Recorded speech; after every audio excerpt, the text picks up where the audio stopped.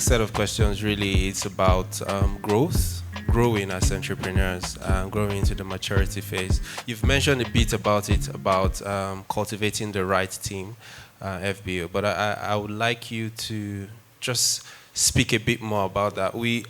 Our generation, there are literally people that within 6 months, 1 year, they've moved on to the next thing, right? So how do you attract the right people to a large extent, long enough to serve you for the value you have poured into them? And then when that point comes for you to entrust them to help your business grow, how do you manage all of those dynamics? Okay, I think that, first of all, it starts from why you are starting a business. Okay. Everybody has different visions for their business. And I always say that you don't need to be like the next person. You don't need to be like the next business. Some businesses may not necessarily need to be there forever. I think that is what I think we all have that, they say, oh, every business. No, all businesses may not need to be there forever. Now, but if you've now determined that you want yours to be there for a really long time, or you want to see your business grow in a certain way, that's why I say it starts from you, from your why, from your vision. Now, when you now understand that, you now become intentional in building to that journey. When I started, it was a one-man business, in quote. And I was a very young girl, 20-something. I didn't even know anything about business or making a business into something big. You just hear things. When you're young, you'll be hearing people be talking, be like, yeah. So you want to be 100 years, 500 years. I'm thinking, why? Okay. But then as the business was growing, I realized that, you know what? I do not want this business to be a one-man business. And this was in the very, very early stages. So I was very intentional about building the structure, building, process, documentation, making sure that everybody knew what they were supposed to do. And we began to build from there. And then as the business begins to grow or grows, as I also said, you realize that you can't do everything in fact, from the very beginning, you can't do everything by yourself. Yeah. So you can't be the CEO, the COO, accountant, creative director, social media manager, head of projects, project lead. You can't do all those things. So you need people.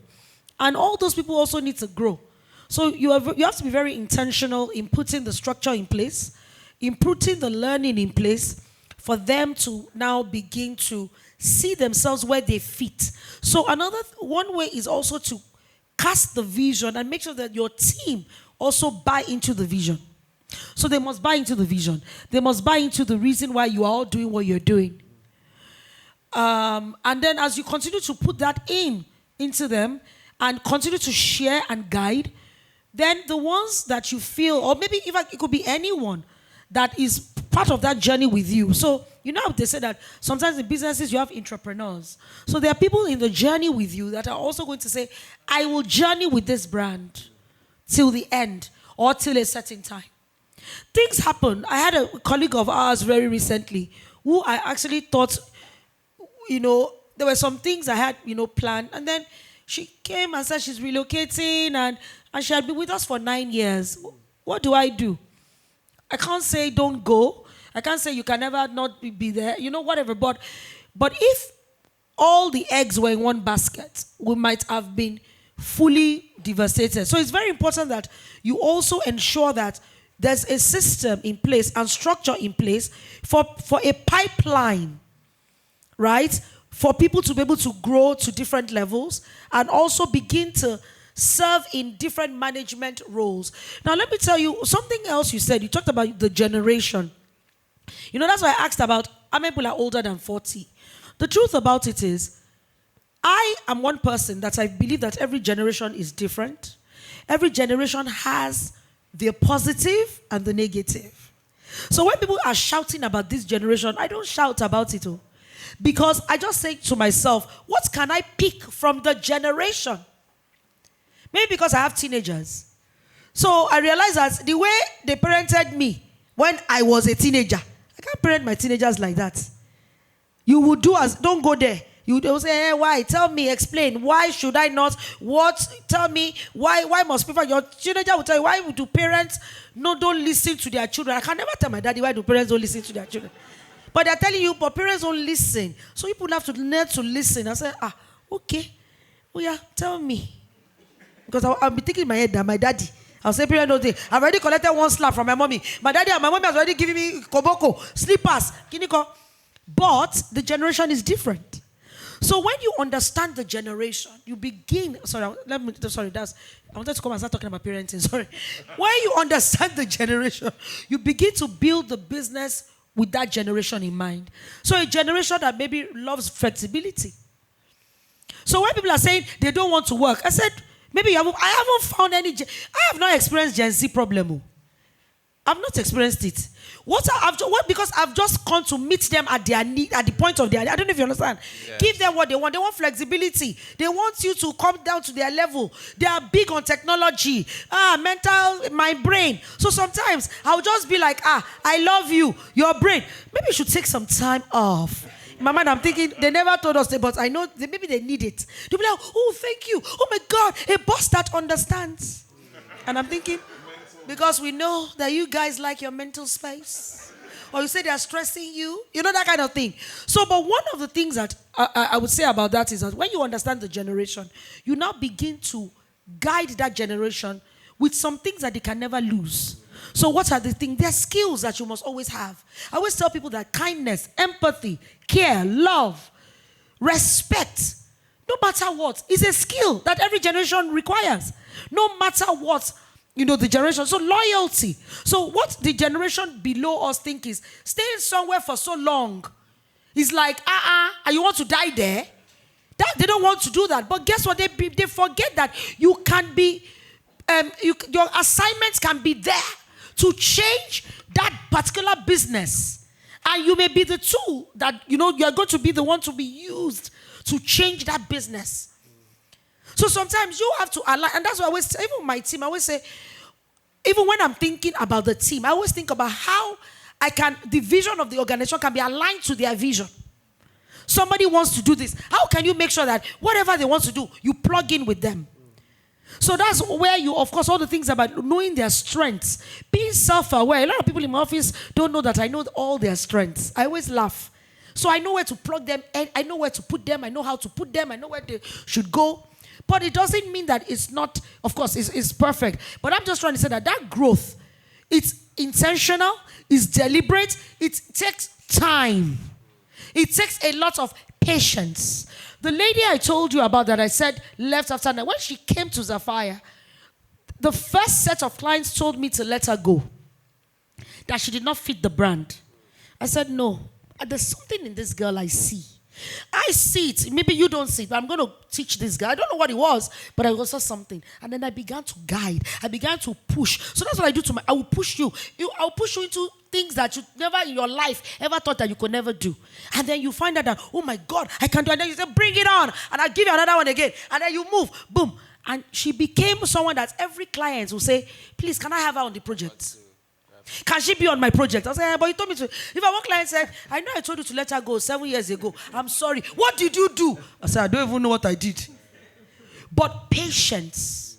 So when you have the end in mind, that end in mind of what is the why? For me at Zapphaire, I think to myself to say, look, and with all the various businesses that we have, I say, I can't do this.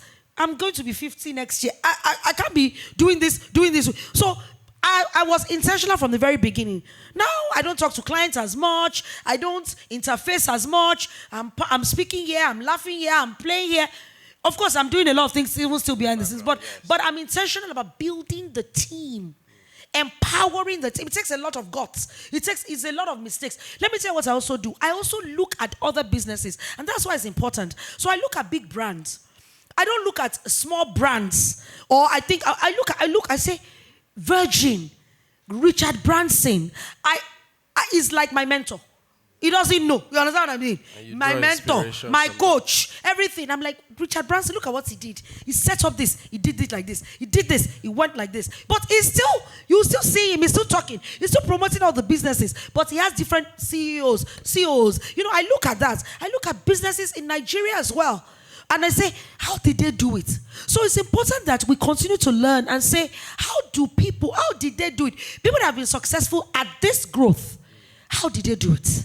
What did they do that I can do? You know, I told you that, okay, I didn't tell you this part. At the early stages of Zapphaire, I told you that a lot of people were leaving. So it's, you know, as a leader, it's also important to look inwards and say, what is happening? Why are they going? Is it your leadership style? Is it the structure? Is it the process? Is it the people? What do you need to do? So that's why we must, as leaders, be self-aware. Don't say, oh, I've done it all. I know it all. Always check why things. So I said, what is going on here? Apart from the fact that, yes, everybody wants to go, there must be something. Then I realized that there was a lack of vision setting. They knew it, but it was not it wasn't casted. I don't know if you're getting me. Yeah. They didn't see themselves. They didn't see the bigger picture with themselves in the business. So I said, you will see yourselves now. You want it, you go see yourself. So I had to go back. Me as emotional intelligence. Hi. You understand? Because another thing I want to say here is that when I was growing up and even as a young child, I wasn't very empathic. I cared about people, but I wasn't empathic. I was very detached. So your personality also comes into your. But I was detached. I was the kind of person that if you tell me you're sick, I'll be like, oh, sorry. I care, but I'm thinking, we should die because you are sick. That was how I dealt with my own sickness. So if I tell you, it's okay, don't pity me, don't even come and see me in the hospital. I didn't care for those things as much. But I realized that people were different. We would have a project. I remember once we had a project and they were driving on 3rd Mainland. They had an accident. Somebody had an accident, but thank God nobody died.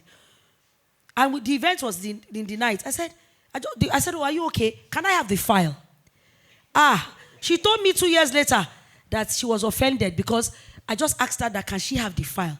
I did not care. I did not love her. I did not come. And I asked her, I said, me, when my own daddy was having a stroke, and they told me he was having a stroke, I close to my mommy, okay, I went to work. So that was the way she couldn't function. Me, I was like, my daddy is, okay, my grandmother died. They called me. But I said, must I be at the burial? That was my personality. But I expected everybody else to be like that. So I have to be empathic. I have to put myself in their shoes and say, some people, they cannot even function if something is going on in their home. How do I deal with that? Oh, some people, they cannot do this. Okay, calm down. So I had to learn. And then that's what made, and it was even Tara, my friend, that said, Funke, your people need to know that you care. Funke, you care. You care, you love them, but they don't know. I say, how will I show them? He said, just try.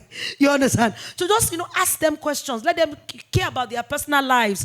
Just be in tune with them. Because all I wanted to do was to work.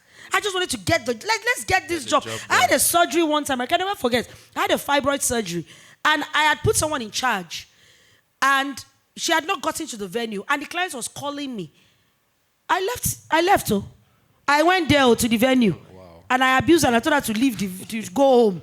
I said, me, I'm here. And I had my stomach like this. And I was working, okay, put the table. This was about 20 years ago. Wow. But I'm just trying to say that and all this is also because she was not involved in thinking this was so important. Yeah. Do you understand what I'm saying? So I had to go. So, but of course, along the way, I started learning how to let go a lot more, delegate a bit more, allow people to fail. You know that failure thing is really... allow them to fail. You will lose 10 million. Your clients go, they call you, say, hey, they say, make we allow them fail. Oh. This failure don't cost me all the money. Oh. You know that kind of thing. But then you now begin to say, what should I have taught them? Or what didn't I teach? To take ownership. Yeah, do you understand? So so that I think, so for me, growth is being intentional, it's being deliberate, it's seeing the end in mind and working towards that, to ensure, and then having a succession plan. So I've started working in the last 5 years, of how to take it to the next level. Right. It may not be now, people say, oh, Funke, you're young. I'm like, I like what I do. I mean, I like it. So it's not like anybody's chasing me away. I like it. But as you are growing older, age, cannot run from year to year, cannot do 50 events in a day as you could. So that's why it's so important to have that, very early on. Thank you so much for that. Before Chuka responds, some of us have questions, so please just prepare your questions and we will pass the mic to pick that. Chuka, please. As young entrepreneurs in the stage of growth, how have you been able to leverage teams to build to where you are, to who you are today, and how do you see us? How do you encourage young entrepreneurs to hand over to teams to execute their projects? In this day and age, there is something, and I can't really call it loyalty, because loyalty is something that's usually built over time. Yes. So I won't call it loyalty. But there is some sort of comradeship that you can build when you guys have the sense of a common vision, which is what she's speaking to. So, if you are guys, and guys is gender neutral, and you guys are coming together and you can consistently, articulate where you guys are going to, it causes teams to come together. I always say that, because of how the nature of humanity is, most of the time people don't follow visions and ideas. People follow people. That's right. So I might not completely get the idea when you articulate it, but I can see that you know what you're talking about, and I will invest my time, my effort into that thing, even if I'm not being paid for it now. The only that ever causes a problem in that thing is greed.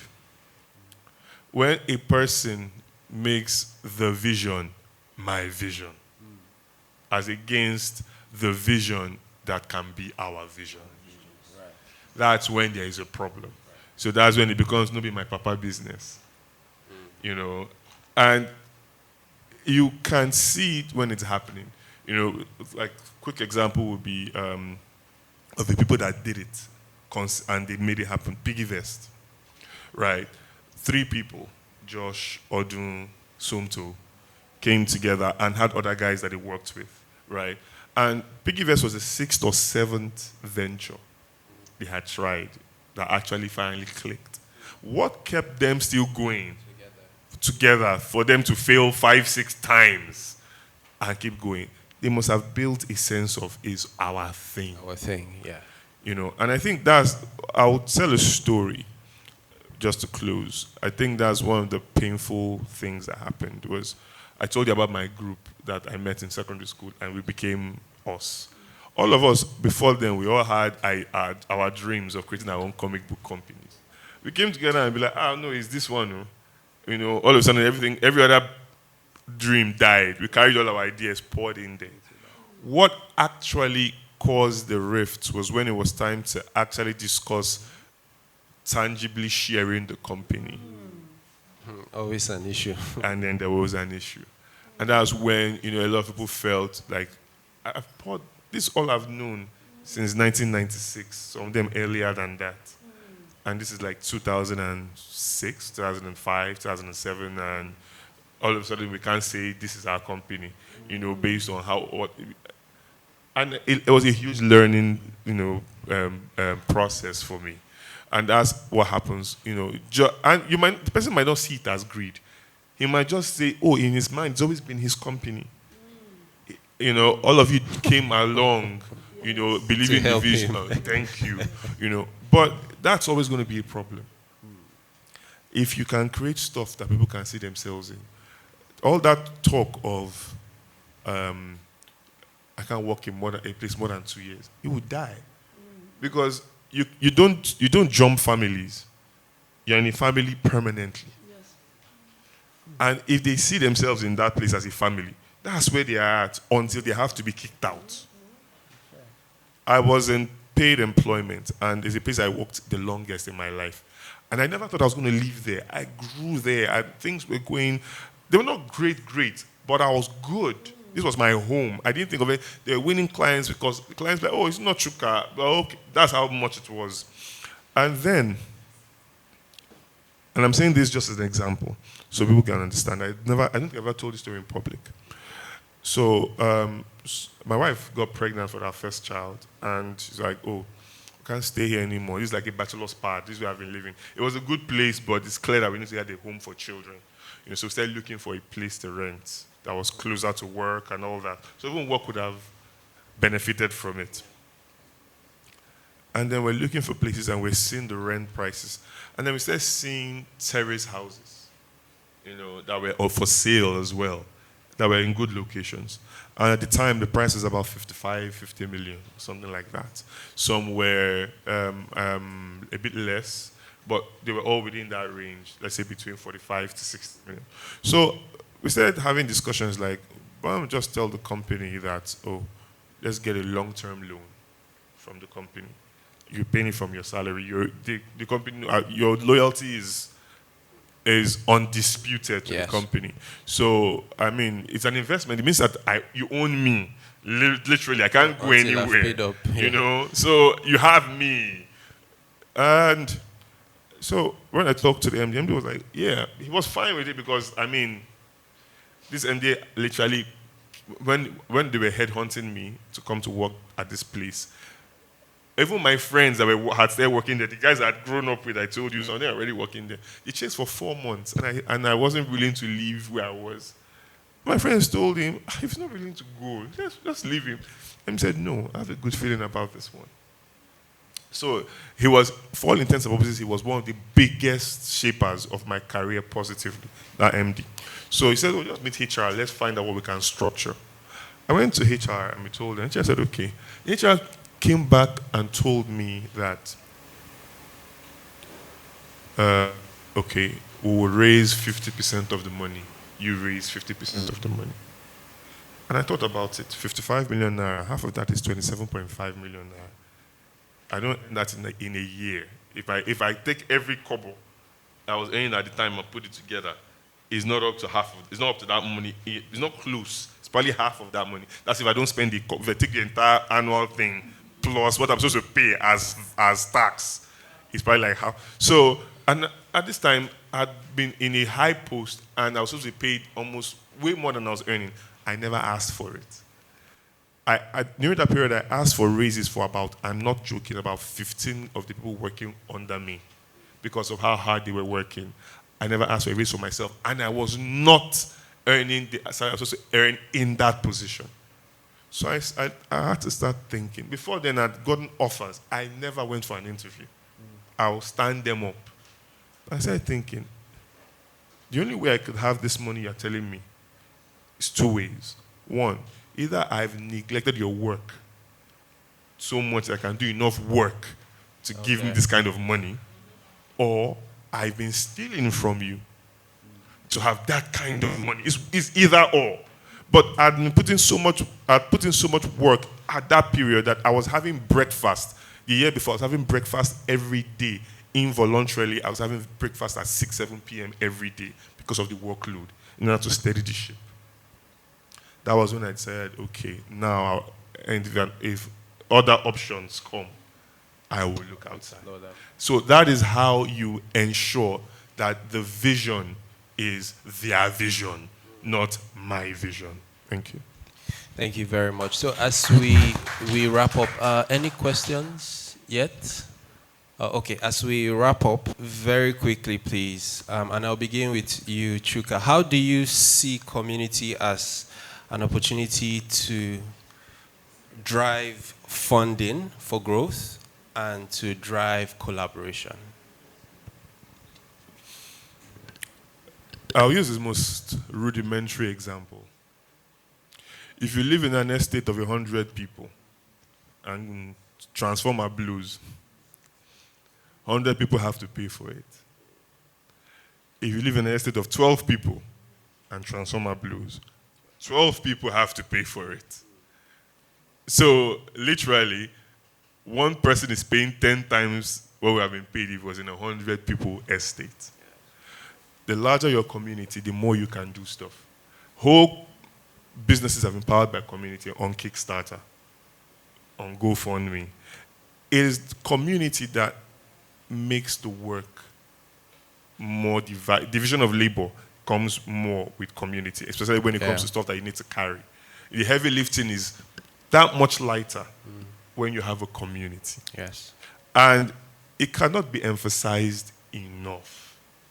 People take you serious when you have a community, a large community. Yes, actually. If you want to get funding and you walk into a place and say, oh, hi, my name is so-and-so, and I run so-and-so, and I've built a community of 600,000 people. Everybody's going to sit up in that room and listen to you. Yes. Your community is an asset in every shape, form, and manner.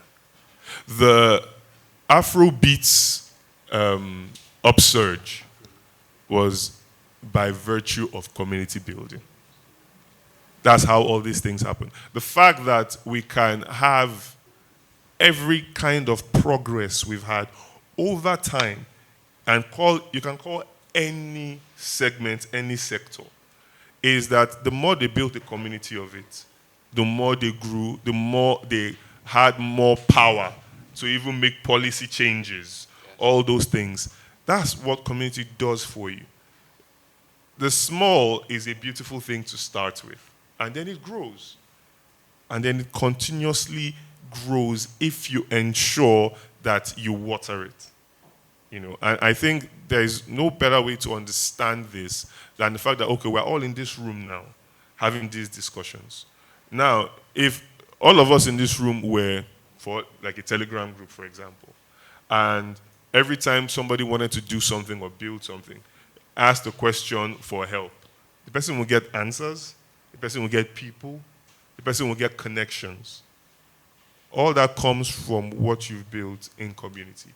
When any serious company, and I'm talking IHS, MTN, Shell, all that, when they go into the places they make money from, their most important focus is the community. If you get the community, you are fine. Right.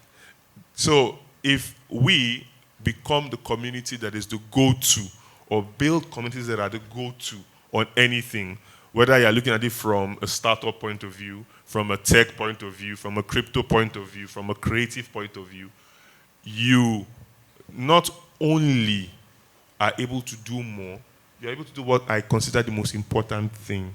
You are able to shape what the future is going to look like. And that's where the main thing is. Those that are going to shape what it is people will care about, what it is people will want to put money into. And once you've gone into that place where you're the shaper of it, you have real power. And I think that's what we should all strive for. Thank you so much, Chika. Thank you. Yes, said. Okay. Yes, I think you have said it very well. Okay, thank you. So final two questions. One golden rule for business success. My one golden rule for business success is, as for me, based on what I've known in my space, is know and love the client and the client's business and the client's concerns. The biggest problem I find in my industry is that people, what they want to do is to show how creative and how smart they are, not how creatively and how smartly they can solve the client's problem. Right. There's a guy, Bayo Adekombi. Bayo Adekombi, I don't know what he is now, but the last I checked, he was the head of business intelligence at MTN. I was the last person he kind of hired before he left to go to MTN. He used to be at DDB. Bayo resigned 8 times from DDB. 8 times DDB rejected his resignation. Why? He knew the businesses of the clients so much Like the clients weren't willing to go anywhere. And when he moved to MTN, it was because it was moving to the main client. That's why they finally allowed it. So it's almost like having one of us on the inside. Yes. Bayo was so good that he would prepare the presentations for the people on that side for them to present to their own their people. management. That's how much, they will have their internal conferences. He will be a speaker. He will be a presenter. That's how they know you know the business inside out. You love the business. Then they know that you're an ally. You are not just coming to come and collect my money. You know what I'm going through. You know when not to ask me for money. You know when to say, oh, this is a threat that you have not seen, that I have seen, that we can fix for your business. The client is not leaving that person. That person is a part of that business consistently. So that would be my one integral rule for this. Know the client's business, love the client's business, let them love you. I tried it as a kid. Once I got into the business, I would break most people then, what used to happen was creatives hated going to client meetings, hated, client-related stuff. I made it the point of duty to always be there, hear it from their mouth, hear what they said, hear what they did not say. Very important. Read between the lines to know what they are saying that might not make it to that piece of paper or brief or email they send to you. Yeah. It's important to read the body language. It got to a point as a junior, I was a junior writer. The clients would send briefs and they would call me directly. I say, Chuka, now, you get one brief before I give your people. I know say no Phoebe you will work on them because you're a younger person, but I beg, don't be Chukai. You're telling a junior person to Chukai on that's how much they start trusting you on a business. Get to the point where whoever it is that is your client, directly or indirectly, trust you that much and make products or services they can trust that much. Thank you. Thank you very much. What's next for your industry? What's next for me in the industry? Yes. Okay, so on the side, I run an agency that I just, not just started, but I haven't been giving it the full face. Much attention. Yeah, it's called Riot. Okay. So Riot is an acronym for Right Ideas on Time. Okay. And we are, what we do most of the time is not customer facing. We have a second arm of a company called Gosibe. What we do is we are agencies to the agency. Okay. Our job is not to take one of the first things I learned, it's a very hard lesson for creatives, but I learned it early. My first creative director said, you'll be amazed how much you can achieve if you don't care who took the credit. So our job is to provide the answers to the agencies. And we didn't do it. As far as you're concerned, we're not here. Yeah. The agency can go and collect awards, be happy with the client's happy with them. As long as the client's happy with them, we've won. So yeah, that's where I'm at right now. Thank you so much. Please put your hands together for Chuka. Okay, so I would say that, I don't have one golden rule. I'm not going several. to... Yes, I don't have one golden rule, but very quickly, I will just say, leverage, talked about this clients, so leverage relationships, really leverage on it, really, really build on it. Don't burn bridges. Try as much as possible. I know it's not easy, but don't burn bridges. I think another thing I wanted to say was, very, very big on working on the gifts you have, on the talent you have, on that product, on the value, on what your business is about. Work in your business. Just make sure that you really, really try and perfect. And then don't be afraid to start. And definitely don't be afraid to fail. Right. As well. Thank you. What's next? Thank you. What's next? I mean, there are many things. I don't know. I just think that what's next is really just to ensure that all the various expressions of the business really, really just can stand, and stand by themselves in order to be able to bring in the new clients, the new talents, and then of course, all there are many what's next to many, but we'll still sleep here. So let people ask their questions. Okay, please. All right. So we may not have much questions. Maybe we could set a Discord where people can put in their question and then we'll send to our panelists and we'll get as much response. So we have a hand here. I have two questions. One for Shuka, one for Ms. Funke. So the first one is, I'm very, very meticulous, right? So we are in similar space as well. And when I came to Lagos, there was actually somebody I met, and I thought I was very meticulous. And then I'll send in stuff, and he'll be like, no, Victory, we need to do all of this. This check, that. Like, man, you're tiring me out. And everything changed when I actually saw him working. Like, he was crazy. Fast forward some years, and a client called and said, we want to do this, we want to do that, we need to see this and that. And I said, okay, we've done this for that. And I said, oh, you've worked with Oliver. Then I don't have any problem with that. Then how do you transmit that? Because I'm not so sure we have that mentor-mentee relationship is not as close as it used to be, especially now that we have a distracted generation. Then secondly, for Mrs. Funke, what's the importance of business education when you're starting out? Questions. A tripartite question. The question has section A, B, and C. Okay. Is it answer all? Okay. Okay. All right. So the main thing is, and that's the first bit of it, about the meticulous nature and being able to do the work. The main thing is loving what you do and instilling the love in it for people, for those people. So find ways to, because you already love it. So the way to instill the love for what they do is to find everybody has what I would call commonalities. You know, find the commonality and then use it to instill the love. Because everybody has what they love. And that thing they love, they will preen over it consistently. So if they can cause them to love what they do, they will take pride in it being perfect. It's the same way that you're dealing with a Gen Z person, right?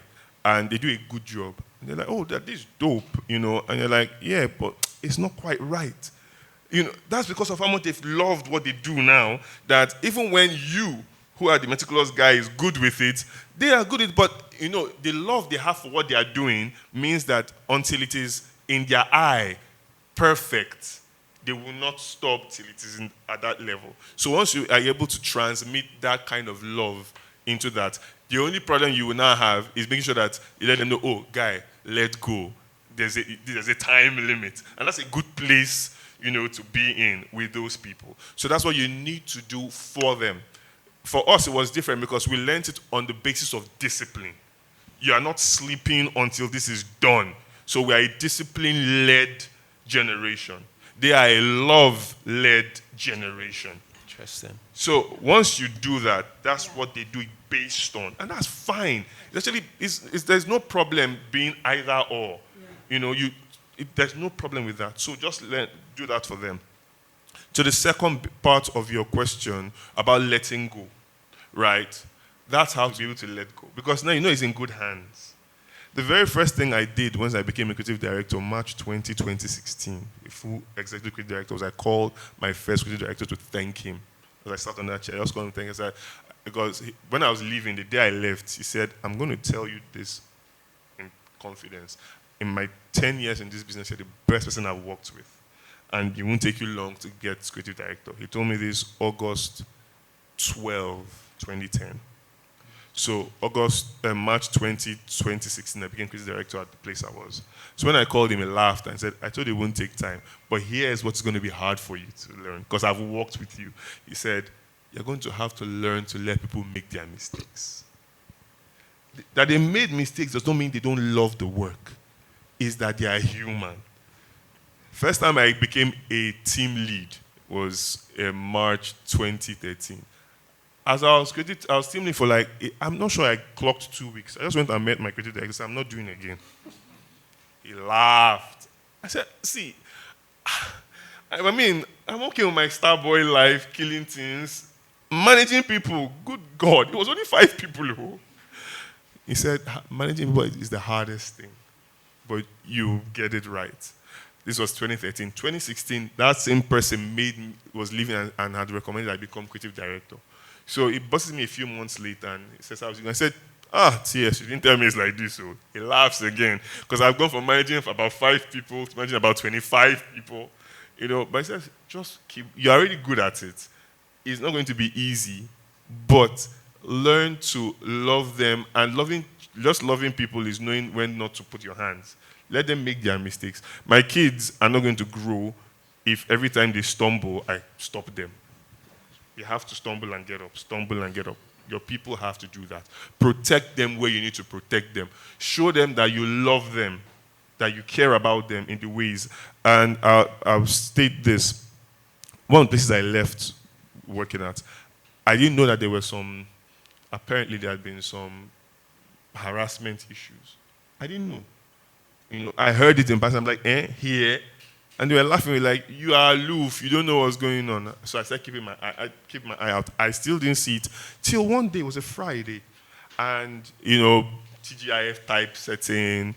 And then there's a lady who had been working as a writer under me.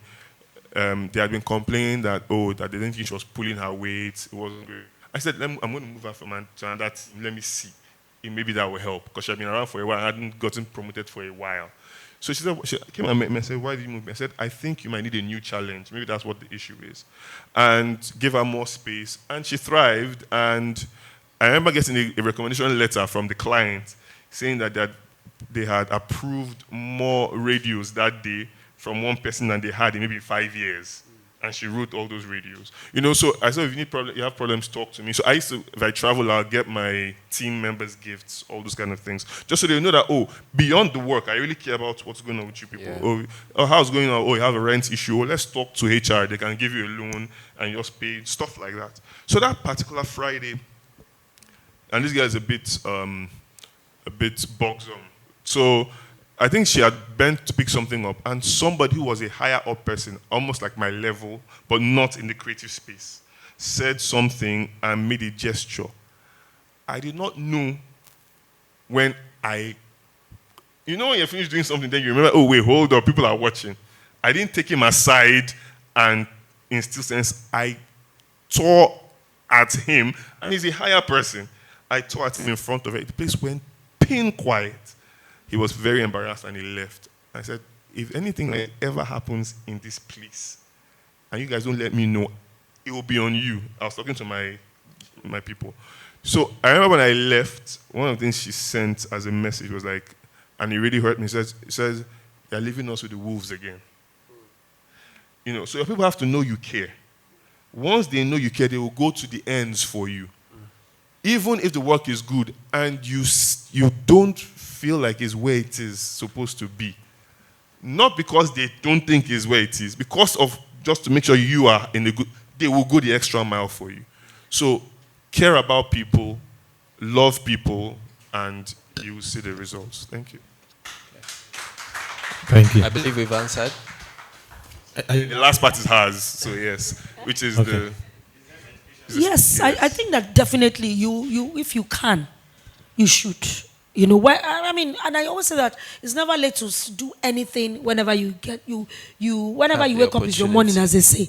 So if you didn't start it at the very beginning, do it again, go. But business education is good because it just opens your eyes to many things, that you're like, oh my God, I wish I knew this. Okay, you know what, now that I know this, I can get this done. So that's what it does for you. And I think that the part of letting go, he said that thing, you asked that question about when, the thing is that when you look at your business and you even begin to see yourself, maybe even maybe you want to, maybe before burnout. So before burnout starts because you have to think long term in terms of, it may not be now, it could be in another 5 years, you now need to let go. So you need to begin to build that letting go. Give yourself 5 years to let go. So you may not need to let go now, but what are you going to do to let go? So that thing is said about removing your eyes from the mistakes, turning that is very, very, very important. But never forget to empower. Never forget to teach. And another thing I would say is that everybody cannot be like you. So you are creative in a certain way. I can tell he's very cerebral, very intelligent. I don't know who can really be like him. He's different in his own area. So you need to find the strength of your people in their area and find how they can thrive in that. One person cannot be everything that you are. So it may be 4 people that may need to be that. Do you understand what I mean? I hope that helps. All right, thank you. Thank you very much. Thank you.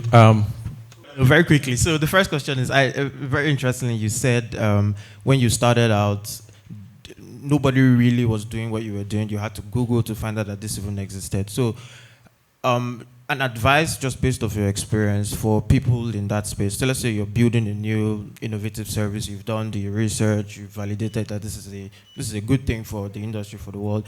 How do you push past that pushback to be able to, break out in an industry? That's the first question. The second question is for Chika. Trick question, but I need your answer. What do you think is the effect of artificial intelligence in the creative industry? You said you were starting a new agency, so you must have thought about it. So, okay, very good question. I think that you've talked about pushback. I think you just need to go ahead and do it. Go ahead. I don't know if you've heard where people will say things like, okay, look at the lady that owns Canvas.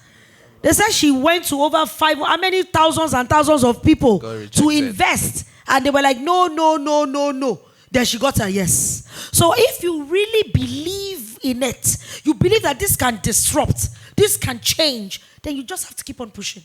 You just have to keep at it.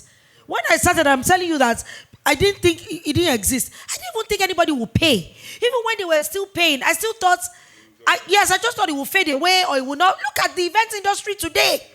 So can you believe it? Yeah. They are now doing it in schools, in universities. We have schools. Parents are calling me to come and teach and train their children. Hello. So I'm just trying to, and our whole industry, our whole ecosystem grew out of that. You understand what I'm saying? So I'm just trying to say that immediately I saw that this thing I was also fulfilling a need. And do you understand? Solving a problem. I kept at it. I said, this one, you will buy it. So and many other ventures that I've started, some have worked, some haven't worked. You understand? Sometimes some things it's timing. Some things it is the people you meet. Sometimes it's maybe even the product. There may just be one thing that you need to tweak.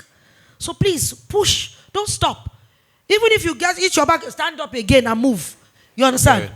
I hope that helps. Yeah. One thing I want to add to that is, thank God there is an innovative thing that is different. Please, we don't want another pay tech that claims to be a fintech. So yes, it's good. All right, so to the second question about AI. This question has been over-asked. And the answer remains the same. AI is a tool. Full stop. And I think I've spoken about this somewhere. In the early/mid 90s, in most graphics and advertising spaces worldwide, not just in Nigeria. Nigeria was probably one of the hardest hit. Everybody used to do the stuff in the analog manner, right? And then computers became a thing. That was the first AI, because computer is artificial intelligence, first of all, right? And it changed the landscape. People who couldn't transition from analog to digital fell off the radar. It happened. I had a friend, it was an elder friend's friend, Jethro, brilliant art director, but he never really scaled. So that's how the industry left him. But what was a computer? A computer was a set of commands you do. What are commands? Prompts. So you prompted the computer to produce what you were producing before with your hand. Now AI has come and changed those set of commands, aka prompts, and made it even more democratized, which is what the computer did back then. Because then only certain guys who could draw or went to certain kinds of technical schools could do certain kinds of art. Yeah. Yes. Now, anybody that had a computer and could understand what the computer's prompts were could be an art director. That's how we started having art directors that couldn't draw. It was not possible before. Now, you are in that space where people who have no, in quotes, actual creative news, can now do those prompts. So it has just been what changed in the 90s, changing again. It is a tool. It's a way somebody put it then. It said, all that's happening is that now you have tools. The question now is, what is the idea that the tool is creating? Right. So, all it does is more and more, it emphasizes the need for ideas and original thinking. Yeah. Yeah. And the last thing I'll say, which I always like to end with, is you cannot, no matter how you try, replace natural brilliance with artificial intelligence. They go together. Thank you. I wanted to ask a question around, what do you do when you face a mission-stopping loss financially? The kind that, everything is gone. And this is very personal to me. I mean, this was something I was thinking about coming here this morning. I've spoken to Chuka before about a scenario where he didn't even give that. I thought that was the example I was going to give, where he shot a complete commercial for someone and he had to refund the person. But that's Chuka. Chuka is Chuka. He can do it. Do you understand? But what if you are not Chuka, or you are not on your way to Chuka? And it goes for events as well. Events are large scale. What if you are supposed to deliver someone's wedding and all the vendors messed up? So how do you come back? Because you are a creative entrepreneur, you're in the middle of your big break, and then you have this financial loss that cuts you off at your knees. How do you come back? Thank you. I will answer this just from a point of, we've all been through it. So maybe I will, okay, how would I say? The first thing I would say when you've come through something like that, a financial loss, even a failure with a client where you messed up so badly that the client almost has rejected you, has got to tell the whole world not to work with you. Yeah. So there's financial and there's also reputation. Yeah. All those kind of things. I think the first thing I would tell you, and I've been there, is don't put your head in the sand. Bring it out of the sand, first of all. And first of all, think that it has happened. It has happened. What can I now do? So sometimes you may need to tell your clients, can you give me some time? Let me tell you, I'll give you an example. There's a guy that happened. He lost a client's job. He's a videographer, a photographer. He lost all the footage. He lost it. I mean, it happened. He lost it. Hard drive crashed. He lost it. And the client, it was devastating. I had to say, you know what? Don't hide. Come. Let's go to this client. Okay, we've lost all the work. What can we do? You can't even get it back. It's gone. Or maybe you shot, there was no sound. What happens? What do you want to do? But the key thing is, when the client sees that you didn't turn your back, you came. Okay, how can I do it better the next time? What can I do? Okay, can you give me time to repay? And then find other opportunities. Why I'm telling you don't put your head in the sand is, there was a time it was a job, I got depressed. I said, I'm not doing this work again. They should leave me. Is it by force to plan events in Nigeria? They should go. But I had to come back. The Bible says David encouraged himself in the Lord. I said, Father, Lord, I had to, begin to encourage myself. And I came back. I said, okay, what can I do? Even in the Bible, when some things are your fault, God still they forgive you. He still they help you. Yes. How much more? Yourself. Do you understand? So key thing is to look, I would say, don't hide yourself. Find a way, go back to the client, talk to them. Maybe get a payment plan or something that you can say, give me time. Sometimes some clients, when they even see something, they'll tell you, don't worry. They can even say, don't bother. Or they can say, okay, do it like this. Okay, or don't even pay back. Or what, I don't know what it is, but I'm just trying to say that that's what I would do. But please, I'm glad you came here today. I think you came here because you needed to hear this, right? And you're not the only one it has happened to. You are not. So don't even feel that this is a mistake. It's a failure. But it's not a failure that will keep you down forever. You will rise above it. Do you understand? Does that work? All right. Thank you. When I told you there's a company that was chasing me for 4 months when I was a junior writer. And so when I finally had the meeting with the man, that's when I knew I was going to work for this man.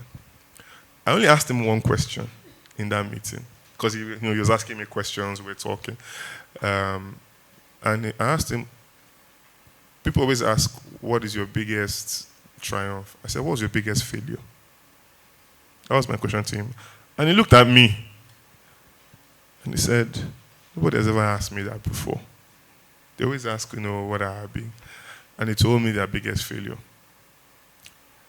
The biggest failure was they had a pitch. And on the day of they were so ahead of their time at the time that they were trying to be the best in Nigeria. So there was a company that was number one when it comes to anything that has to do with graphics and interactive media in Nigeria. That was Woo Interactive. Woo Interactive was ahead. So this company bought Woo Interactive just to make sure that they had the first say in anything cutting edge. And they went for the biggest pitch in this nation's history.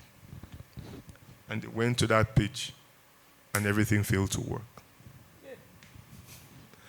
Everything that they had worked on, all the machines they had, nothing was working. They had to start raising printouts in the middle to show people as they were talking. They came last in that pitch, but there was supposed to be a stage 2. The idea that they had, strategy, carried them through to the stage 2. So they had a chance to regroup. And when the second pitch held, they won the pitch overall. Now imagine if they had just given up at that point, right? So bad things are not the end. I know that about when I had that issue and I had to pay back after having done the work. I still look at the work today, it's brilliant work. It wasn't easy paying back, I promise you. I took a loan to pay back because my name was more important than going back and forth with the client. I know what it cost me. I know what it has cost me. I know what it is still costing me.